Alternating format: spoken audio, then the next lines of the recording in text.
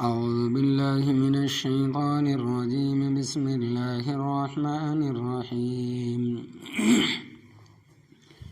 لقد من الله على المؤمنين إذ بعث فيهم رسولا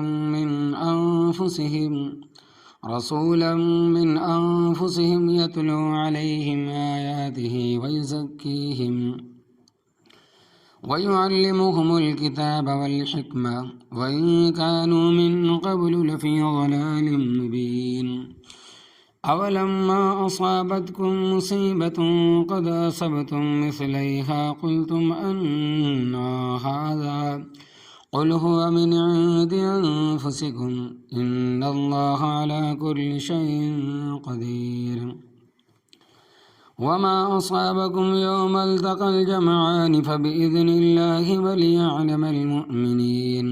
وليعلم الذين نافقوا وقيل لهم تعالوا قاتلوا في سبيل الله أو ادفعوا قالوا لو نعلم قتالا لاتبعناكم هم للكفر يومئذ أقرب منهم للإيمان يقولون بأفواههم ما ليس في قلوبهم والله أعلم بما يكتمون. لفظی ترجمہ سورہ آل عمران پارہ 4 آیت نمبر 164 تھا 167. لقد من اللہ، البتہ تحقیق احسان کیا اللہ تبارک و تعالی نے، علی المؤمنین. لقد من اللہ، البتہ تحقیق احسان کیا اللہ تبارک و تعالی نے، علی المؤمنین، مؤمنوں پر، اذ بعث فیہم رسولا، جب بھیجا اللہ تبارک و تعالی نے ان میں ایک رسول، من انفسہم، ان کی جانوں میں سے، یتلو علیہم آیاتہ، وہ تلاوت کرتا ہے ان پر اللہ تبارک و تعالی کی آیتیں، ویزکیہم، اور ان کو پاک کرتا ہے، ویعلمہم الکتاب، اور تعلیم دیتا ہے ان کو کتاب کی، والحکمہ، اور سنت کی، وإن کانوا، اور بے شک وہ تھے، من قبل، آپ صلی اللہ علیہ وسلم کی آمد سے پہلے، لفی ضلال مبین، البتہ کھلی گمراہی میں. اولما اصابتکم مصیبہ، کیا جس وقت پہنچی تمہیں مصیبت،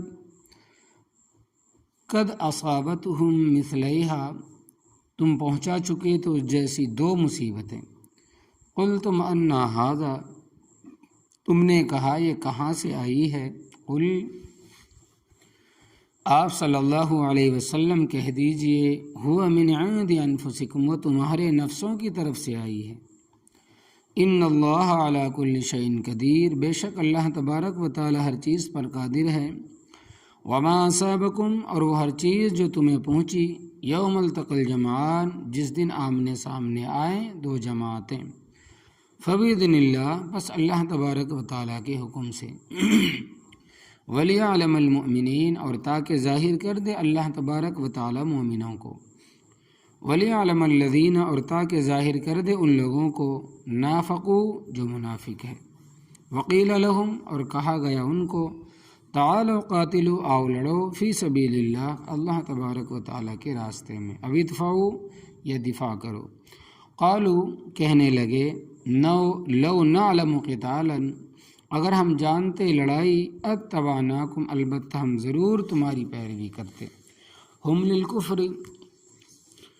وہ کفر کی طرف، یومئذ اقرب، اس دن زیادہ قریب تھے، منہم للایمان، بنسبت ایمان کے. یقولون بافواہہم، کہتے ہیں اپنے منہوں سے، ما لیس فی قلوبہم، وہ چیز جو ان کے دلوں میں نہیں ہے. واللہ اعلم، اور اللہ تبارک و تعالی خوب جانتا ہے، بما یکتمون، جو کچھ چھپاتے ہو، وہ جو چھپاتے ہیں. پہلے سے غزوہ احد کا ذکر چلا آ رہا ہے، اور اس سے پہلی آیات میں بیان تھا کہ آپ صلی اللہ علیہ وسلم کی مہربانی سے بلند اخلاق والے اور نرم واقع ہوئے ہیں، لہٰذا اگر ساتھیوں سے کم فہمی کی بنا پر غلطی بھی ہو جائے تو درگزر فرماتے ہیں.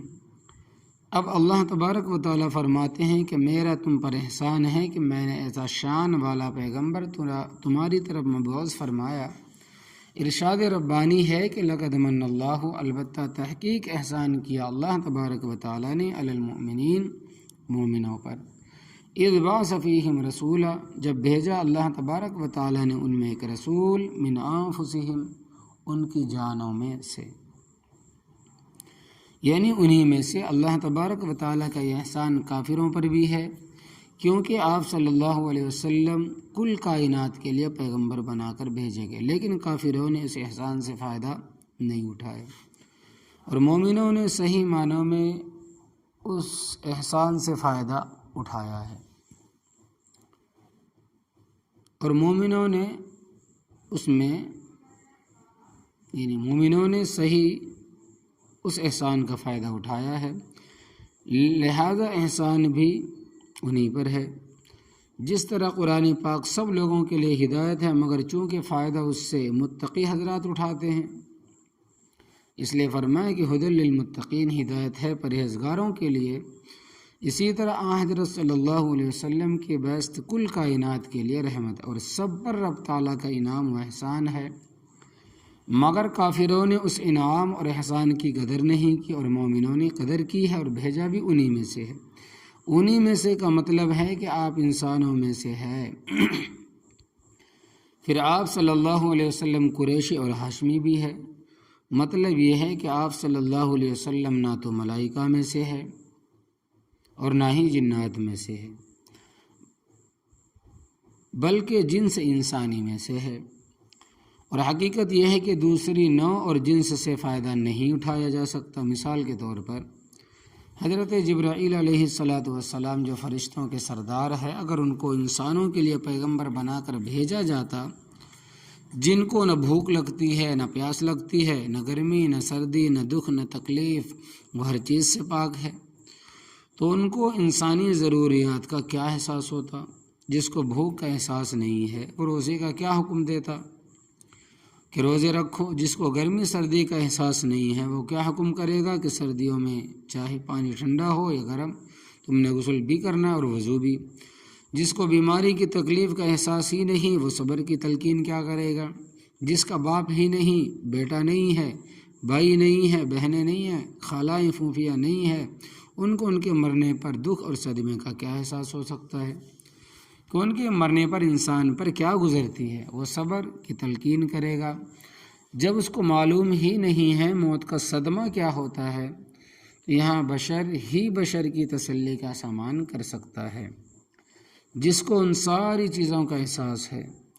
نبی کریم صلی اللہ علیہ وسلم کے فرزند حضرت ابراہیم رضی اللہ تعالیٰ عنہ 18 مہینوں کے تھے،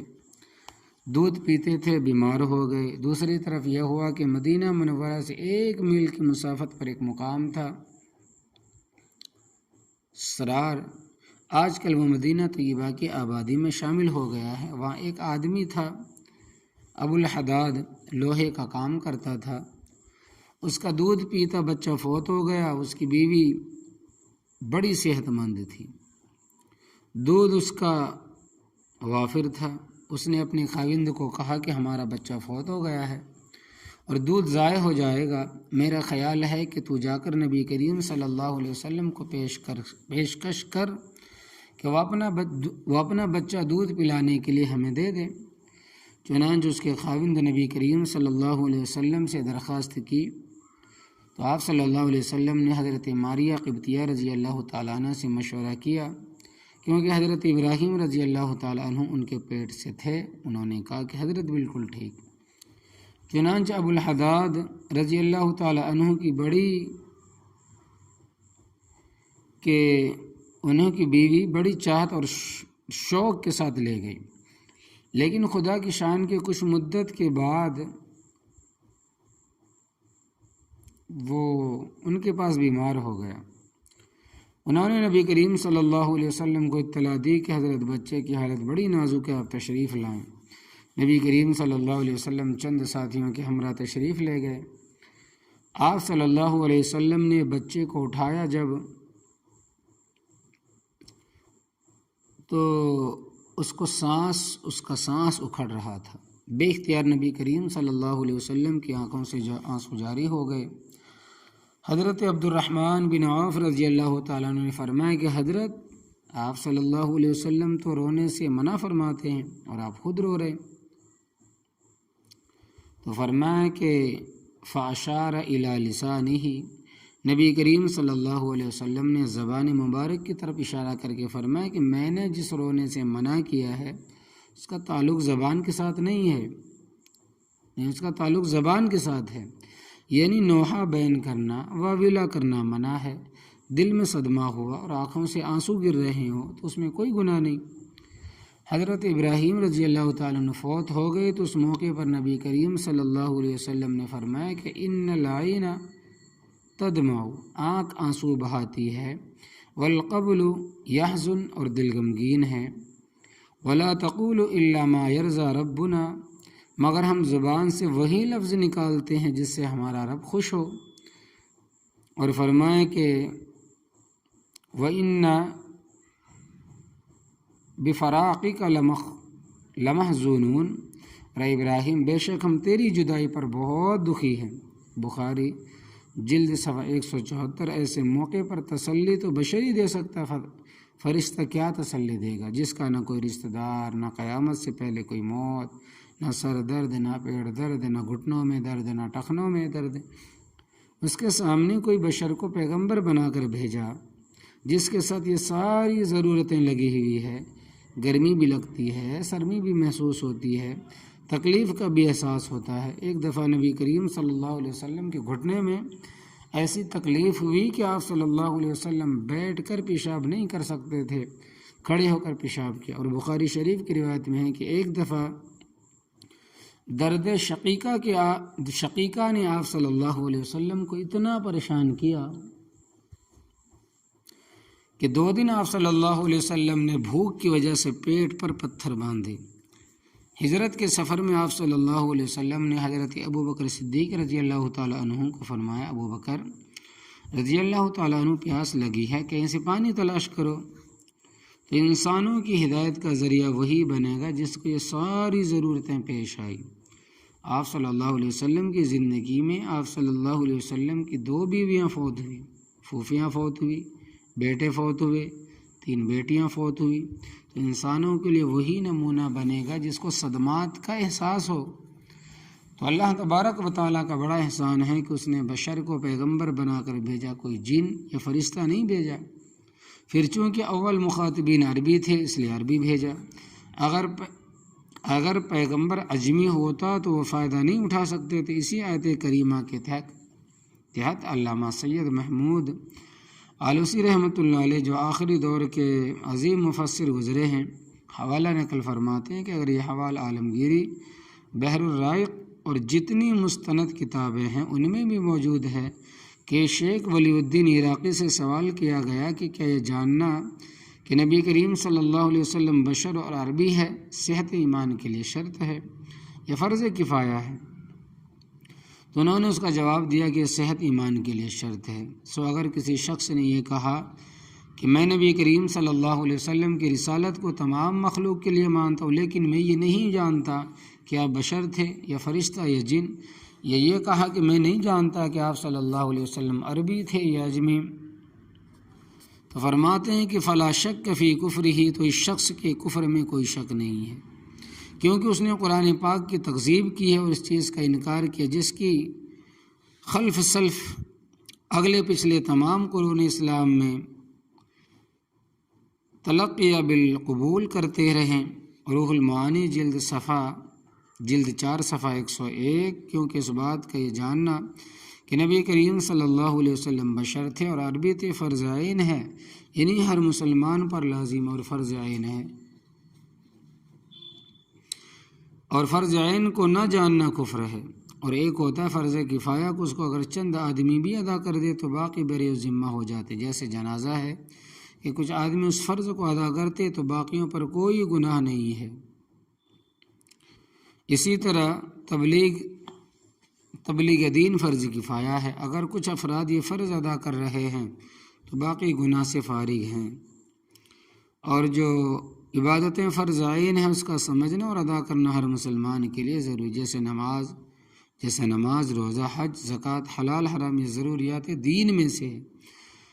اور ان میں سے کوئی شخص بھی معذور نہیں ہے۔ آگے اللہ تبارک و تعالیٰ نے آپ صلی اللہ علیہ وسلم کی ڈیوٹیاں بیان فرمائی ہے کہ آپ صلی اللہ علیہ وسلم کے ذمے کام کون کون سے، فرمایا کہ یتلو علیہم آیاتہ، تلاوت کرتا ہے ان پر اللہ تبارک و تعالیٰ کی آیتیں، یعنی ان کو قرآن مجید پڑھ کر سناتا ہے، اور آیات کے اول مخاطبین عربی تھے، اور قرآن مجید بھی عربی زبان میں تھا، لہذا اکثر آیات کا مفہوم وہ خود بخود سمجھ جاتے تھے۔ اور دوسری ڈیوٹی ہے کہ وہ یزکیہم، اور ان کو پاک کرتا ہے۔ تو آپ صلی اللہ علیہ وسلم انسان کی باطنی گندگی کو دور کرتے ہیں، یعنی کفر، شرک، نفاق، بد اخلاقی سے پاک کر کے ایمان و توحید، اخلاص اور اچھے اخلاق بھر دیتے ہیں۔ حقیقتاً تزکیہ تو اللہ تبارک و تعالیٰ کا کام ہے۔ قرآن پاک میں دوسری جگہ آتا ہے کہ وَلَٰكِنَّ اللَّهَ يُزَكِّي مَن يَشَاءُ، پارہ 18، اور اللہ تبارک و تعالیٰ پاک کرتا ہے جس کو چاہتا ہے، اللہ تبارک و تعالیٰ پاک کرتا ہے جس کو چاہتا ہے۔ اور آپ صلی اللہ علیہ وسلم کی طرف تزکیہ کی نسبت مجازی ہے، کیونکہ حضرت صلی اللہ علیہ وسلم سبب ہے تزکیہ کا۔ آپ صلی اللہ علیہ وسلم ان کو تعلیم دیتے ہیں، آپ صلی اللہ علیہ وسلم کی تعلیم و تربیت کی برکت سے ان کے دل پاک ہو جاتے ہیں، اور دلوں کا تزکیہ شرعاً مطلوب ہے۔ اور جو صحیح پیری مریدی ہے، ٹھگوں کی بات نہیں کرتا، ان کی بات کرتا ہوں جو صحیح معنوں میں اللہ والے ہیں، ان کی پیری مریدی اس آیت کریمہ کی تشریح ہے۔ جو کہ مرشد کامل ہے، وہ اپنے مرید کی اخلاقی تربیت کریں گے، ان کو سبق دیں گے کہ تم یہ کام کرو اور فلاں کام چھوڑ دو، یہ وظیفہ پڑھو اور فلاں وظیفہ نہ پڑھو۔ تو اللہ تبارک و تعالیٰ کے صالح لوگوں کی تعلیم و تربیت سے انسان کفر و شرک کے رسم و رواج سے، تکبر، بغض، کینہ، حب دنیا جیسی بیماریوں سے بچ جاتا ہے اور اصلاح ہو جاتی ہے۔ نبی کریم صلی اللہ علیہ وسلم کے صحابی حضرت حنظلہ ابن سدیس رضی اللہ تعالیٰ عنہ کے بارے میں حدیث میں آتا ہے کہ یہ حضرت ابوبکر صدیق رضی اللہ تعالیٰ عنہ کو ملے تو کہنے لگے، ابو بکر میں منافق ہو گیا ہوں۔ فرمایا کہ سبحان اللہ، تو کس طرح منافق ہو گیا ہے؟ کہنے لگے کہ اس طرح کہ جب میں نبی کریم صلی اللہ علیہ وسلم کی مجلس میں ہوتا ہوں تو دل کی کیفیت کچھ اور ہوتی ہے، اور جب گھر یا بازار جاتا ہوں تو دل کی کیفیت وہ نہیں رہتی، اس لیے میں سمجھتا ہوں کہ میں منافق ہوں۔ تو حضرت ابوبکر صدیق رضی اللہ تعالیٰ نے فرمایا کہ اس طرح کی کیفیت تو میری بھی ہے، لہٰذا آؤ دونوں چلتے ہیں اور نبی کریم صلی اللہ علیہ وسلم سے پوچھ لیتے ہیں۔ تو انہوں نے اپنا مسئلہ نبی کریم صلی اللہ علیہ وسلم کو پیش کیا، تو آپ صلی اللہ علیہ وسلم نے فرمایا کہ دلوں کی وہ کیفیت جو میری مجلس میں ہوتی ہے وہ اس کے بعد نہیں رہ سکتی، کیونکہ اللہ تبارک و تعالیٰ کی رحمت کی بارش آپ صلی اللہ علیہ وسلم پر ہو رہی ہے، دوسری جگہ تو نہیں ہے، اس لیے وہ کیفیت کس طرح باقی رہ سکتی ہے۔ لہٰذا اس کیفیت کے بدلنے سے آدمی منافق نہیں ہو جاتا۔ یہ مسلم شریف کی حدیث کا خلاصہ ہے جو میں نے بیان کیا ہے۔ تو آپ صلی اللہ علیہ وسلم کی مجلس اقدس میں تھوڑی دیر بیٹھنے والے کی اتنی صفائی ہو جاتی تھی کہ 60 سال مجاہد اور ریاضتیں کرنے والوں کی اتنی صفائی نہیں ہوتی۔ بزرگان دین نے شرعی دائرے میں رہ کر جو چلہ کشی کی ہے اور ریاضتیں کی ہے، بعض سطحی قسم کے لوگ ان پر اعتراض کرتے ہیں، کہتے ہیں کہ انہوں نے غلط کیا ہے کیونکہ صحابہ کرام رضوان اللہ تعالیٰ اجمعین چلہ کشی نہیں کی تھی۔ بھائی ٹھیک ہے، صحابہ کرام رضی اللہ تعالیٰ اجمعین نے چلہ کشی نہیں کی، مگر ان کو نبی کریم صلی اللہ علیہ وسلم کی موجودگی میں ضرورت ہی کیا تھی؟ شیشہ صاف ہو تو اس کو صاف کرنے کی کیا ضرورت؟ صاف تو اس وقت کیا جاتا ہے جب اس پر میل کچیل ہو۔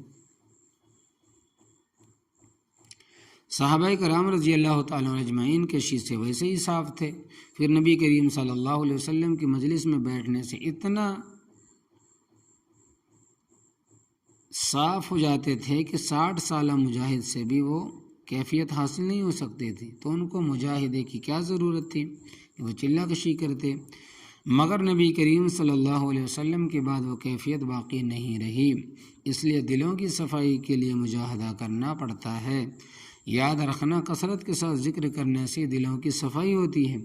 لہٰذا کلمے کا ورد کرو، تیسرا کلمہ پڑھتے رہو، استغفار کرو، درود شریف پڑھو،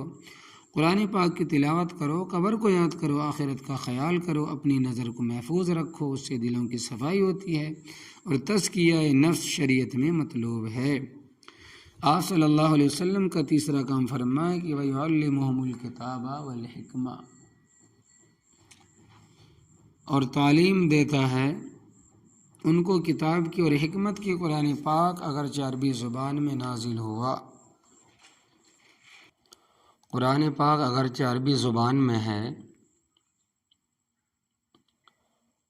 عربی زبان میں نازل ہوا ہے اور اس کے اولین مخاطبین بھی عربی تھے، تو اس کے باوجود ان کو بعض دفعہ سمجھنے کی ضرورت پیش آتی تھی۔ چنانچہ 5ویں پارے میں آتا ہے کہ مَن یعمل سوءًا یجز بہ، جو شخص برا عمل کرے گا اس کو اس کا بدلہ دیا جائے گا۔ تو حضرت ابوبکر صدیق رضی اللہ تعالی عنہ نے اس آیت کریمہ سے آخرت کا بدلہ سمجھا کہ قبر میں عذاب ہوگا، دوزخ کی سزا ہوگی، تو انہوں نے حضرت صلی اللہ علیہ وسلم سے سوال کیا کہ حضرت ہم میں سے کون سا ایسا آدمی ہے کہ جس سے کوئی نہ کوئی خطا نہ ہوئی ہو، کیونکہ معصوم تو صرف انبیاء ہے، پھر تو کوئی بھی نہیں بچ سکتا۔ تو نبی کریم صلی اللہ علیہ وسلم نے فرمایا کہ ابوبکر رضی اللہ تعالیٰ عنہ، تو اس بدلے سے جو تو سمجھا ہے کہ آخرت کی سزا ہوگی، قبر میں مار کٹائی ہوگی، یہ مراد نہیں ہے، بلکہ مومنوں کو اس کا بدلہ دنیا میں ہی دے دیا جاتا ہے، یہاں تک کہ جب مومن اللہ تبارک و تعالیٰ سے ملاقات کریں گے تو ان پر کوئی گناہ نہیں ہوگا۔ مطلب یہ ہے کہ مومنوں کو دنیا میں جو بھی تکلیفیں آتی ہیں وہ ان کے گناہوں کا کفارہ بن جاتی ہے۔ سبحان اللہ، مثلا سر درد ہے، پیٹ میں درد ہے، ناک میں تکلیف ہے، گھٹنوں میں درد ہو گیا یا ٹخنوں میں درد ہو گیا، اور کوئی تکلیف ہو گئی، کوئی صدمہ پیش آ گیا، جیب میں رقم تھی گر گئی پھر ملی نہیں، یہاں تک کہ گرمی سردی بھی مسلمانوں کے گناہوں کا کفارہ ہے، کیونکہ ان میں بھی تکلیف ہوتی ہے۔ تو مسلمانوں کو دنیا میں ہی بدلہ دے دیا جاتا ہے۔ خلاصہ یہ ہے کہ یہ خلاصہ ہے ترمذی شریف کی روایت کا۔ تو حضرت ابوبکر صدیق رضی اللہ تعالیٰ عنہ جیسی شخصیت آیت کریمہ کا صحیح مفہوم نہیں سمجھ سکی، تو نبی کریم صلی اللہ علیہ وسلم نے وضاحت فرمائی تو سمجھ آیا کہ یہ مطلب ہے۔ تو حضرت عائشہ رضی اللہ تعالی عنہا فرماتی ہیں کہ میں نے نبی کریم صلی اللہ علیہ وسلم سے سوال کیا کہ حضرت آپ نے فرمایا ہے کہ من نوقش فی الحساب عذب، کہ جس سے صحیح معنوں میں حساب لیا گیا اس کی خیر نہیں ہے، اور اللہ تبارک و تعالیٰ تو فرماتے ہیں کہ فسوف یحاسب حسابا یسیرا، پارے 30 میں، پس ان قریب اس سے آسان حساب لیا جائے گا، یعنی مومنوں کا حساب بالکل آسان ہوگا۔ تو نبی کریم صلی اللہ علیہ وسلم نے فرمایا کہ عائشہ رضی اللہ تعالیٰ عنہا، ان دونوں باتوں کا آپس میں کوئی ٹکراؤ نہیں ہے۔ آیت کریمہ کا مفہوم یہ ہے کہ مومنوں کا حساب سرسری اور آسان ہوگا، وہ یہ ہے کہ حساب کتاب کا اللہ تبارک و تعالیٰ کے حضور پیش ہو جانا ہی عرض اور یہی حساب یسیر ہے۔ اور میں نے کہا کہ جس سے پوچھ لیا گیا، مناقشہ ہوا، حساب میں باریکی ہوئی، تو ایسا شخص بچ نہیں سکے گا۔ آسان حساب یہ ہے کہ بس حساب پیش کیا گیا، کچھ تعرض نہ فرمایا، جان بچ گئی۔ تو سرسری حساب اور چیز ہے اور پورا حساب اور چیز ہے۔ تو ام المؤمنین رضی اللہ تعالی عنہ کو یہ آیت سمجھنی پڑی۔ اسی طرح 7واں پارہ سورہ انعام میں آتا ہے کہ الذین آمنوا ولم یلبسوا ایمانہم بظلم اولئک لہم الامن وہم مہتدون، وہ لوگ جو ایمان لائے اور نہیں ملایا انہوں نے اپنے ایمانوں کو ظلم کے ساتھ، یہی لوگ ہیں جن کے لیے امن ہوگا اور یہی ہدایت یافتہ لوگ ہیں۔ بخاری شریف میں روایت ہے کہ صحابہ کرام رضوان اللہ تعالی علیہم اجمعین نے سوال کیا کہ اینا لم یظلم نفسہ، ہم میں سے کون ایسا شخص ہے جس نے اپنی جان پر زیادتی نہیں کی، ظلم نہیں کیا؟ ظلم کا معنی زیادتی۔ تو نبی کریم صلی اللہ علیہ وسلم نے فرمایا کہ اس مقام پر ظلم سے مراد وہ نہیں جو تم سمجھے ہو، زبانی طور پر کسی سے زیادتی ہو گئی یا ہاتھ سے ہو گئی، قلم کے ساتھ کسی سے زیادتی ہو گئی ہیں، یہ بھی زیادتی ہیں، مگر اس مقام پر ظلم سے مراد شرک ہے۔ تو آیت کریمہ کا مطلب یہ ہے کہ وہ لوگ جو ایمان لائے اور اپنے ایمانوں کے ساتھ شرک کی، ذرہ بھر ملاوٹ نہیں کی، ان کو امن نصیب ہوگا، اور یہی لوگ ہدایت یافتہ ہیں۔ جیسا کہ حضرت لقمان بن باعور بن ناہور رحمۃ اللہ علیہ نے اپنے بیٹے ساران رحمۃ اللہ علیہ کو نصیحت کرتے ہوئے فرمایا کہ یا بنی لا تشرک باللہ ان الشرک لظلم عظیم، پارے 21۔ اے میرے پیارے بیٹے، اللہ تبارک و تعالیٰ کے ساتھ شرک نہ کرنا، بے شک شرک بڑا ظلم ہے۔ مطلب یہ ہے کہ ظلم سے مراد شرک ہے۔ تو صحابہ کرام رضوان اللہ تعالی اجمعین کو بھی کچھ آیتیں سمجھ نہیں آتی تھی باوجود عربی ہونے کے، اور نبی کریم صلی اللہ علیہ وسلم ان کو سمجھاتے تھے۔ چہ کہ آج 14ویں صدی میں کوئی دعویٰ کرے کہ مجھے قرآن پاک سمجھانے کے لیے نہ حدیث کی ضرورت، نہ کسی صحابی کی، نہ تابعی کی، نہ کسی فقہ اور نہ امام اور نہ محدث کی، تو میں خود قرآن کریم کو سمجھاتا ہوں، ایسا شخص پرلے درجے کا ملحد اور بے دین ہے۔ یاد رکھنا، قرآن پاک کی وہ تفسیر معتبر ہے جو نبی کریم صلی اللہ علیہ وسلم نے فرمائی ہے، یہ جو تفسیر صحابہ کرام رضوان اللہ تعالی علیہم اجمعین نے کی ہے، تابعین نے، یہ تبع تابعین نے کی، اور ائمہ دین نے کی ہے، یہ فقہاء کرام رحمۃ اللہ علیہ نے کی ہے، اور مفسرین کرام رحمۃ اللہ علیہ نے کی ہے، ان بزرگوں پر اعتماد کرو، اپنی طرف سے کوئی بات نہ کرو۔ یہ جتنے باطل فرقے گمراہ ہوئے ہیں اسی وجہ سے ہوئے ہیں کہ انہوں نے قرآن پاک کی تفسیر اپنی رائے سے کی ہے۔ غلام احمد پرویز ملحد اور بے دین آدمی تھا، اس نے 4 جلدوں میں قرآن مجید کی تفسیر لکھی ہے، جس کا نام ہے معارف القرآن رکھا ہے۔ چونکہ وہ اردو ادب کا بڑا ماہر تھا، اس واسطے اردو ادب والے اس کو بڑے شوق سے پڑھتے ہیں، لیکن یاد رکھنا اس میں بڑا کفر بھرا ہوا، اور اس کا دعویٰ ہے کہ آج تک میرے بغیر کسی نے قرآن کریم کو نہیں سمجھا۔ اور ہمارے پاس جو معارف القرآن ہے، حضرت شفیع صاحب رحمۃ اللہ علیہ، حضرت ادریس کاندلی رحمۃ اللہ علیہ، تو یہ وہ قرآن کی بات نہیں کر رہا جو قرآن غلام احمد پرویز ملحد نے معارف القرآن نام رکھا ہے تفسیر کا، میں اس معارف القرآن کی بات کرتا ہوں۔ وہ کیا کہتا ہے کہ میرے بغیر کسی نے آج تک قرآن کریم کو نہیں سمجھا۔ اس کی حیثیت یہ ہے کہ ساری زندگی انگریز کے بوٹ صاف کرتا رہا، کیونکہ سرکاری ملازم تھا، اور اس کا خاص ملازم جو کافی مدت تک اس کے پاس رہا، اس نے خود بھی یہ بات بتائی ہے کہ داڑھی منڈواتا تھا۔ غلام احمد پرویز جو تھا، جس نے معارف القرآن، یہ نہیں جو ہم پڑھتے شفیع صاحب کی یا پھر ادریس کاندلی رحمۃ اللہ علیہ کی، نہیں، بلکہ پرویز ملحد کی، وہ داڑھی منڈاتا تھا اور روزے نہیں رکھتا تھا، اور کہتا تھا کہ آج تک جتنی تفسیریں لکھی گئی وہ ساری غلط ہے سوائے میری تفسیر کے۔ اس کے تفسیر کے زیادہ نہیں، صرف ایک حوالہ پیش کرتا ہوں کہ وہ کہتا ہے کہ سائنس اگر ثابت بھی کر دے چند منٹوں سیکنڈوں میں کوئی آدمی چاند پر بھی جا سکتا ہے اور واپس بھی آ سکتا ہے، میں پھر بھی نبی کریم صلی اللہ علیہ وسلم کے جسمانی معراج کو تسلیم نہیں کروں گا۔ یعنی کہ یہ کہتا ہے کہ میں نبی کریم صلی اللہ علیہ وسلم کو جو جسم کے ساتھ معراج پر گئے میں تسلیم نہیں کروں گا۔ یہ ہے اس کی تفسیر۔ نوجوانوں یاد رکھو، ہر تفسیر کو تفسیر نہ سمجھو، سلف صالحین کا دامن نہ چھوڑو۔ مودودی صاحب نے بھی اپنی تفسیر اور دیگر کتابوں میں بہت ساری غلط باتیں لکھی، علماء کہ ان پر تنقید بھیجا نہیں، اگرچہ زندگی رہی تو باقی کل بیان کروں گا انشاءاللہ تبارک و تعالی۔